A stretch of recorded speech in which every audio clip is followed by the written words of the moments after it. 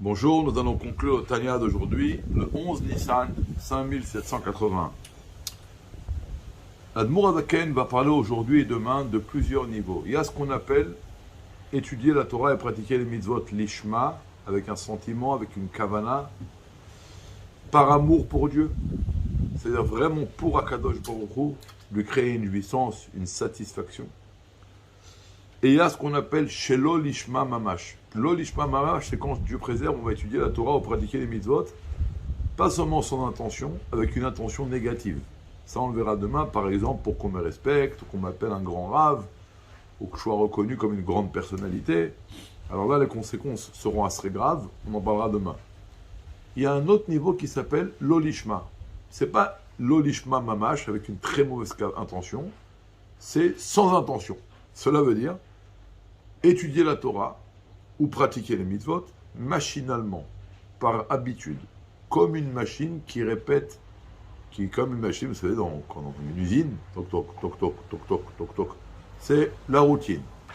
Alors là, ce qui va se passer, puisque l'étude et les mitzvot sont faits sans aucune intention, elles ne vont pas créer une proximité à Kadosh Baruch Hu.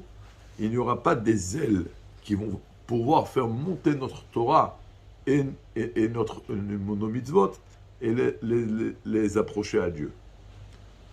Et vous savez, pour être capable de faire par exemple une tova, une bonté à autrui, mais vraiment que pour lui, sans aucun intérêt personnel, pour être capable, on peut le faire, mais pour y arriver, il faut le faire vraiment par amour pour l'autre. C'est que pour lui, c'est vraiment par amour, parce que je sais que ça va lui créer une satisfaction, ça va lui créer un sentiment de bien-être, eh bien je vais tout faire pour l'autre par amour, vraiment par amour pour l'autre. C'est pareil pour Akadosh Baruch Hu. Quand est-ce que je vais pouvoir faire un acte pour Akadosh Baruch Hu, mamash que pour lui, c'est quand je vais faire que par amour pour Hachem.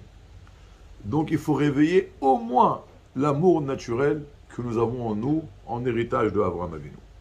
L'Admour Adaken fait également part aujourd'hui que l'amour seul ne suffira pas, il faudra un sentiment de crainte de faire les choses par soumission, parce que Akadosh Baruch Hu nous l'a ordonné, et bien sûr associer à cela l'amour. Pourquoi il faut les deux? Bien que l'Admour Adaken ne va pas s'élargir sur ce point-là, ni aujourd'hui, peut-être même pas demain. Après, on va expliquer que la Torah et les mitzvot, c'est comme un poulet, d'accord? Et il lui faut des ailes, et les ailes, ce sont l'amour et la crainte.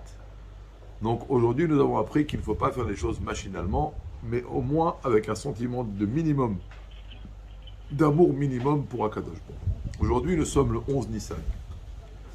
Dans le Nassi que nous disons aujourd'hui, c'est le Nassi de la tribu de Asher. Sur Asher, il est écrit qu'il donnera des Ma'adané Melech. Il va donner des choses extraordinaires. Hein, c'est comme si on dit, il va faire une Seouda, il va mettre les gâteaux, le vin, les fromages, la viande, les poissons. Asher, quand il donne en abondance. Et ça, c'est tout le point du Rebbe. Le Rebbe, dans notre génération, il veut qu'on serve Dieu dans la joie, dans l'enthousiasme.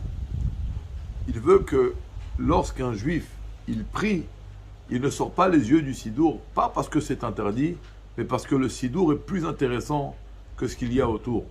Il veut que lorsqu'un homme arrive dans la salle d'études, il va se plonger dans sa page de Gemara, ou il va se plonger dans son pérec de Tanya, dans son Mahamar Chassidut, pas parce que c'est interdit de regarder autour, parce que le Mahamar ou la page de Gemara est plus intéressant que ce qu'il y a autour.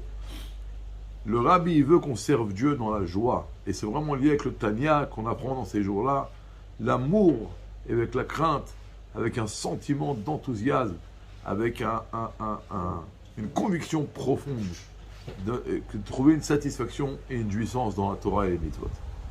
Aujourd'hui, le Rabbi, il donne des grandes brachot. Il faut juste être un réceptacle à ces bénédictions en priant aujourd'hui avec un sentiment, essayer d'étudier un peu de chassidut, aller mettre une paire de tefilin à un autre juif, ou distribuer de la matzah shmura à un autre juif, ou des bougies de Shabbat à une autre juive. De dire aujourd'hui le nouveau Teilim du Rabbi, et bien sûr de s'associer à une Hitva'adut, à une réunion chassidique, dire le Chaim, et se réjouir dans ce jour-là. Lorsque Moshe Rabbeinu est né, sa lumière la maison de Moshe Rabbeinu s'est remplie de lumière.